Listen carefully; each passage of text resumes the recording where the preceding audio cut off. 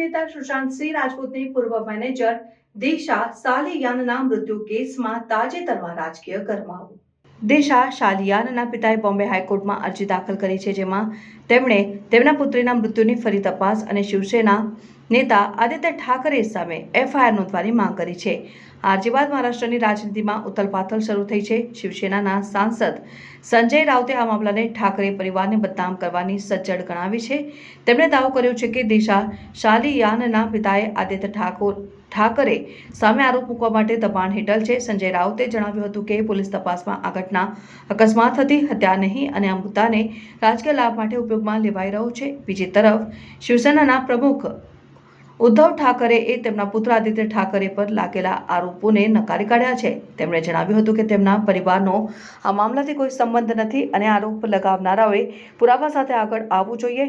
ઉદ્ધવ ઠાકરેએ ચેતવણી આપી છે કે ખોટા આરોપો લગાડવાથી તેનું ઉલટું પરિણામ આવી શકે છે. TV9 ભારત વર્ષ આ મામલે શિવસેના અને ભાજપ વચ્ચે રાજકીય તણાવ વધ્યો છે. દિશા સાલિયાનના પિતાની અરજી અને આદિત્ય ઠાકરે પણ લાગેલા આરોપોને લઈને બંને પક્ષો વચ્ચે આક્ષેપ પ્રત્યાક્ષેપ થઈ રહ્યા છે. આથી આ કેસની આગળની કાર્યવાહી અને તપાસના પરિણામો પર સૌની નજર રહેશે. ओछी पब्लिसिटी पाने के चक्कर में सुपारीबाज कुणाल कामरा ने अब सारी हदें पार कर दी और जब भी चाहे, जब भी उनका मन करे, किसी के बारे में वे अभद्र भाषा का प्रयोग करते हैं. क्या हो क्या गया आपको?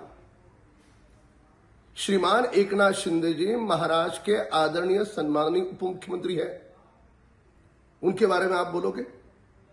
क्या यह महाराष्ट्र की भूमि का अवमान नहीं है? किसकी सुपारी ली कुणाल कामरा ने? उद्धव ठाकरे कंपनी की? क्या कारण था? क्या दिशा सालियन मामले में ठाकरे परिवार का नाम आ रहा था, उससे ध्यान भटकाने के लिए यह समय चुना गया? क्या कारण था?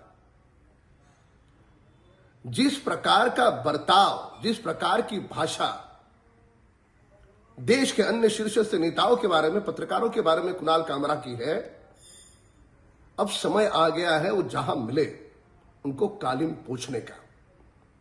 महाराष्ट्र की सरकार उन पर कड़ी से कड़ी कार्रवाई करेगी और कुणाल कामरा को चेतावनी है कि आप कलाकार हो, आप अपनी अभिव्यक्ति की आजादी के नाम पर आप किसी व्यक्ति के बारे में भी अभद्र भाषा का प्रयोग नहीं कर सकते.